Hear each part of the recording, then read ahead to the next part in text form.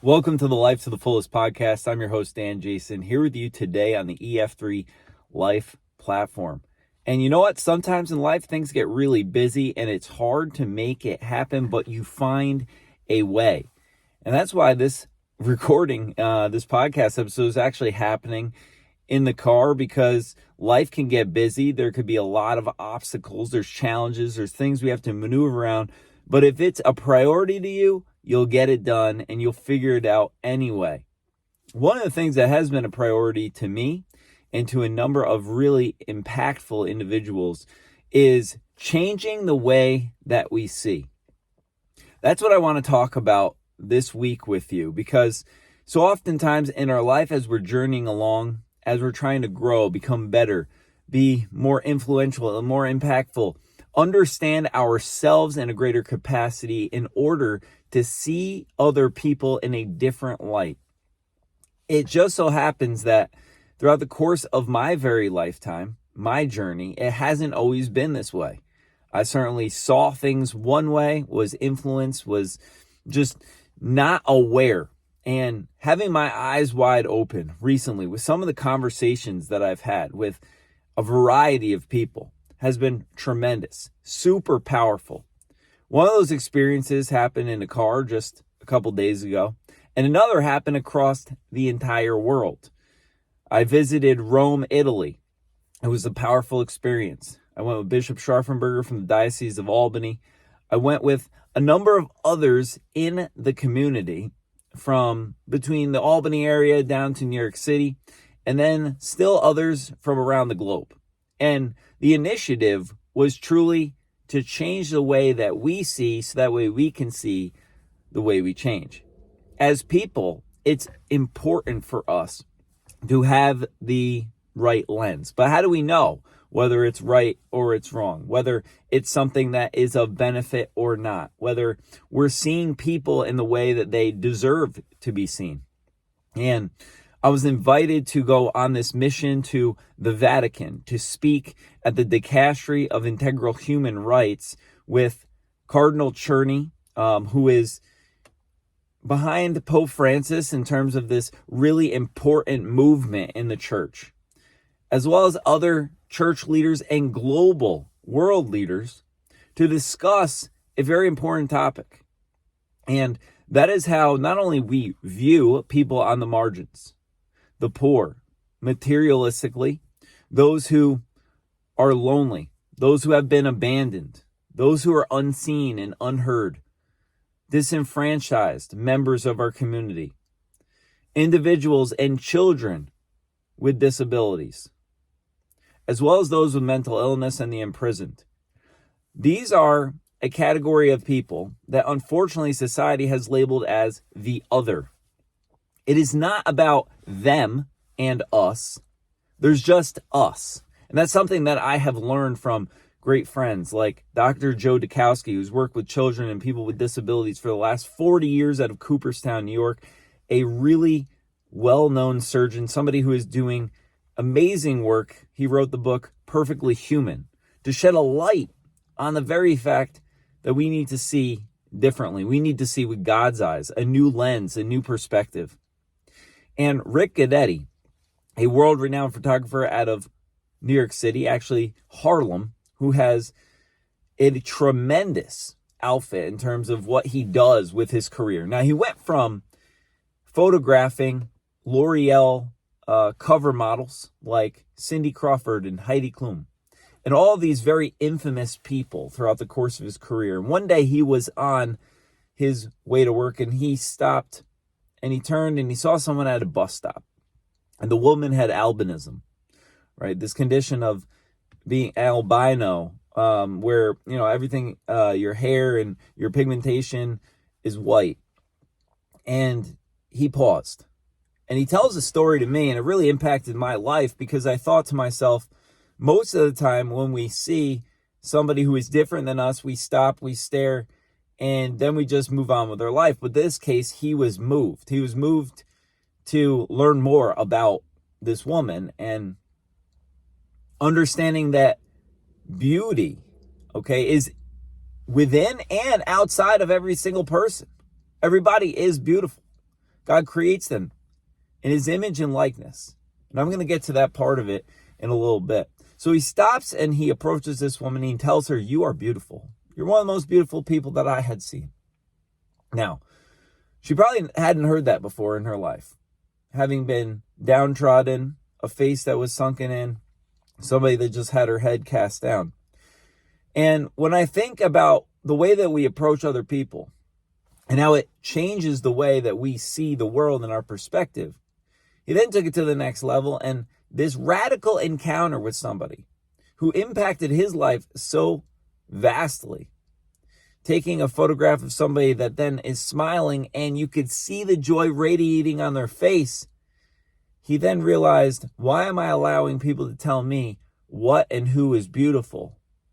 I'm going to seek out the beauty in every single person.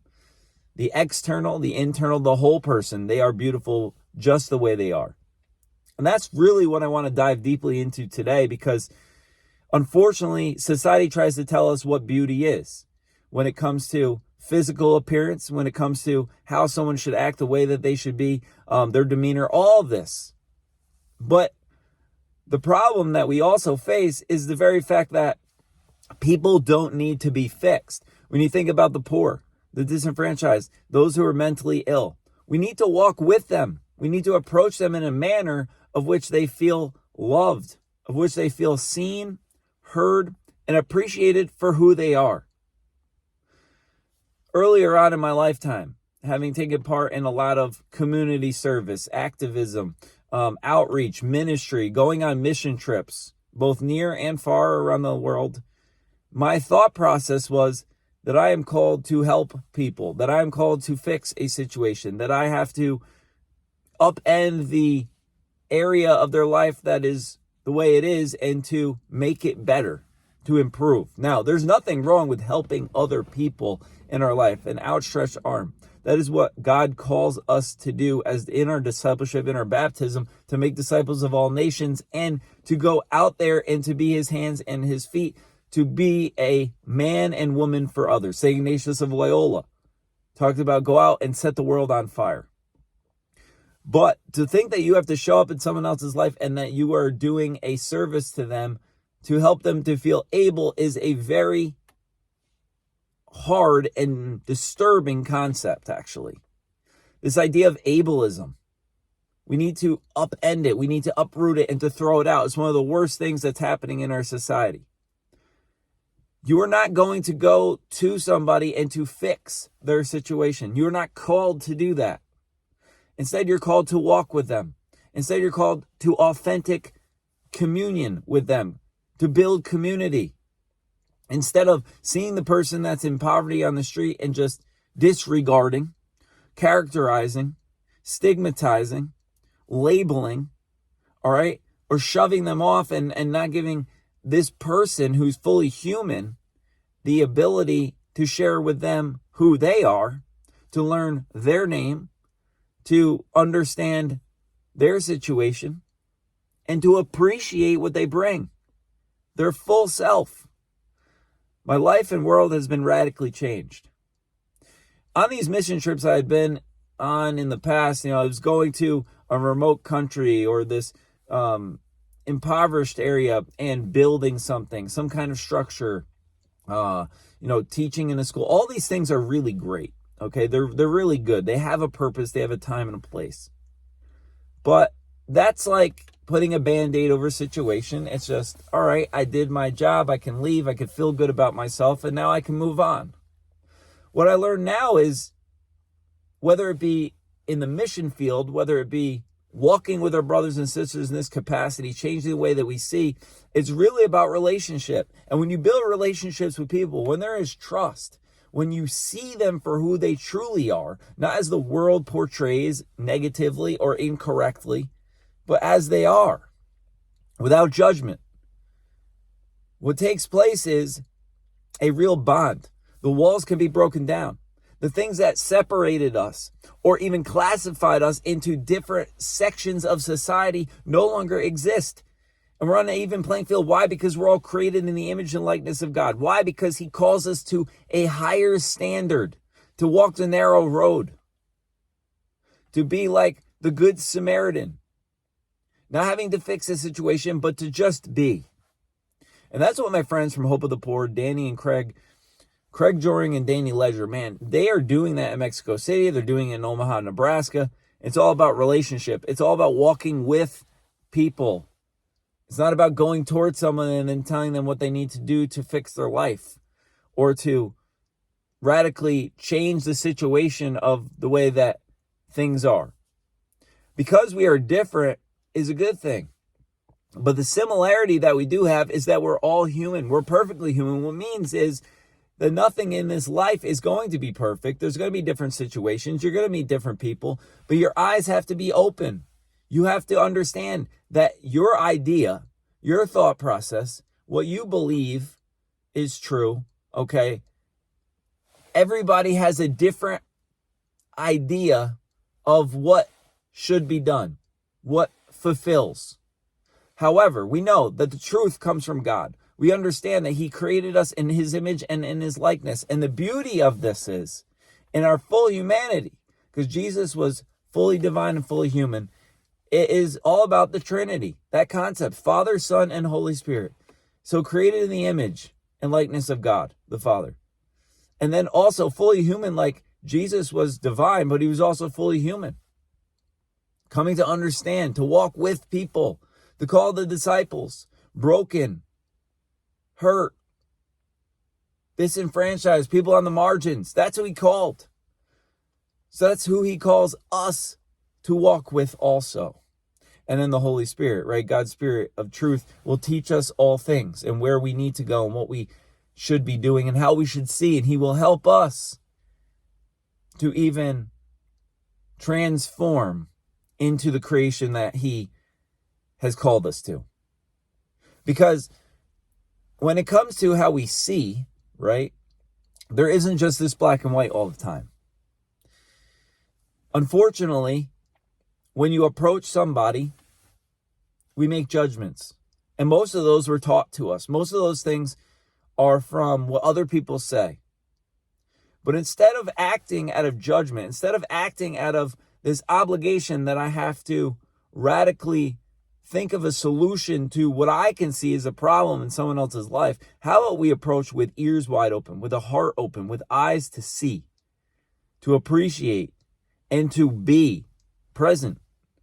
The presence of yourself could be the greatest gift that you could offer to someone else. Whether it is someone on the margins, whether it is someone who is out there who is lonely, an elderly person, someone who hasn't had a visitor out of prison, a member of society that unfortunately they are downtrodden, they're pressed down because they have a disability. They're looked at as someone who is a burden. No, they're a gift.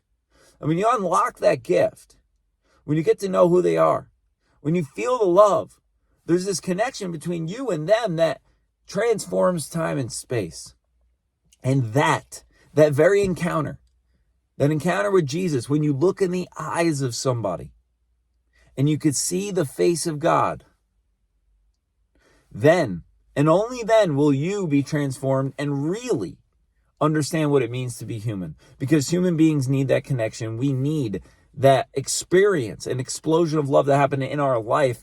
And at one point or another, I'm willing to bet that if you haven't felt like someone who is the other, someone who has been kind of outside of the group, so to speak, well, you have to walk in someone else's shoes to understand who they are, to appreciate who they are, and to be present fully to them and to love. That's what it's about. So why we went over to Rome was the very fact of meeting with church leaders, meeting with global leaders on this initiative that there is a right to integral human development, that every person should have the right to be seen, heard, and loved. How do you do that? Because it sounds good, and our automatic response is to want to somehow like package this up and to be able to replicate it and all of that. And I do think that there is a place for leadership development. We talk about the Synod Church, this concept of creating leaders within the church, within society, within our towns, within our communities, that will be servant leaders, that will be those who are willing to accompany. And it's all about accompaniment. St. Teresa of Avila mentioned it. God is on the journey with us too. He's on the journey with you and I. It's like you have a GPS, it's plugged in, and it'll help to direct you where you are going. But if you don't know where you're going, it's very hard on the journey to get there. However, you have to be present. You have to be aware of the situation. The things that you encounter do matter. The people, most of all, matter the most. And if you are seeing them with a different lens, if you are experiencing life with a sense of openness versus this coldness, versus this, I know all the answers and I have everything prescribed, before you get to know somebody, man, you are missing out on so much beauty in the world. Physical, mental, spiritual, the all-encompassing person. Because humanity is complex. But when you boil it down, it comes down to really one of two things: relationship and love. And the opposite we know of that is, unfortunately, the negativity, the hatred, and disastrous things that take place in the world. And they don't just happen all at once. Sometimes they can, but it's like this infiltration of a wrong way or approach that I need to fix everything. I don't think most people are intentional to do it in a bad manner. But a lot of it is the human ego that thinks, oh, my life is better, I know a better way, so I'm going to go and I'm going to fix someone's life, and it's actually going to improve it. Instead, the approach of learning who someone is, appreciating them for who they are in their entirety, loving them, listening, and them then sharing, and through that authentic relationship, you journey together. Now we can, of course, support one another in our daily life. Now we can really learn what is at the heart of the matter for our brothers and sisters. That is the time and place. That is the way that the world can change one person and one encounter at a time. That is where God is showing up in our life each and every day, but sometimes we refuse to see it. It's like what Jesus says, the kingdom of heaven is among you, but people refused to see it. Okay? Unless you become like a little child, you will not enter the kingdom of heaven. Why? Well, because little children, what do? Well, they see with eyes wide open. They don't have judgment. They have full trust. They are fully present. They have joy, and they're experiencing someone for who they are.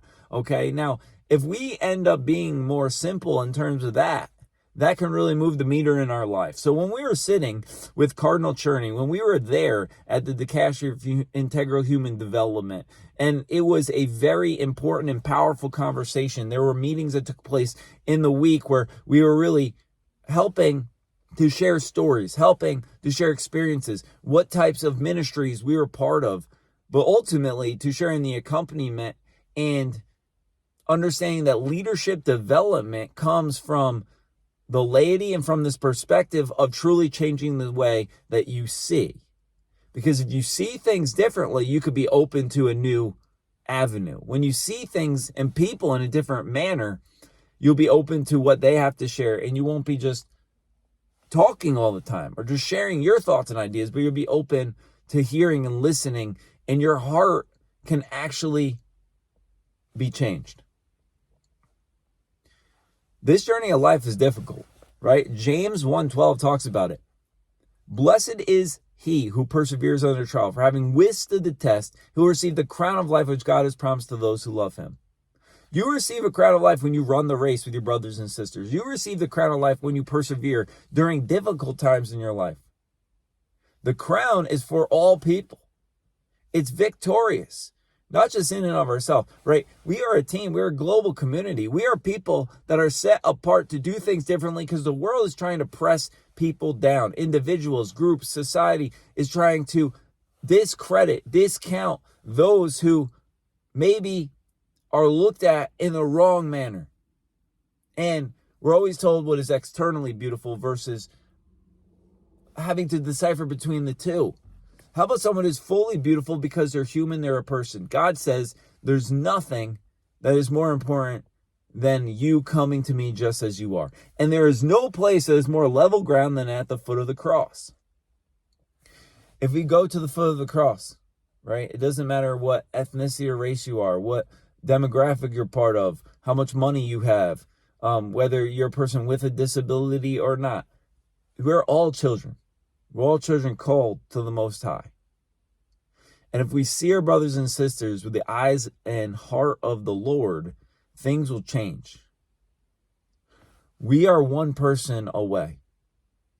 It starts with a new mindset. It starts with eyes wide open. It starts with our conversations, how we approach it. And people will see that, the way that we act, the way that we react, the way that we take a responsible approach and we journey with other people through accompaniment. And then in doing so, we could be servant leaders. And in being that servant leader and helping people to understand that this is truly about a journey with those around us and seeing the goodness of God radiating through someone else and looking someone in the eyes and being present, then we'll see how the world can be transformed. My hope is to gain something positive from today's podcast, that you log on to ef3life.com, that you check out my books, Winning with Money, Dollars and Cents, but most importantly, The Saint Next Door and Fire Burning Within. I'm your host, Dan Jason. This is the EF3 Life platform, the Life to the Fullest podcast. Till next time, keep living life to the fullest. God bless.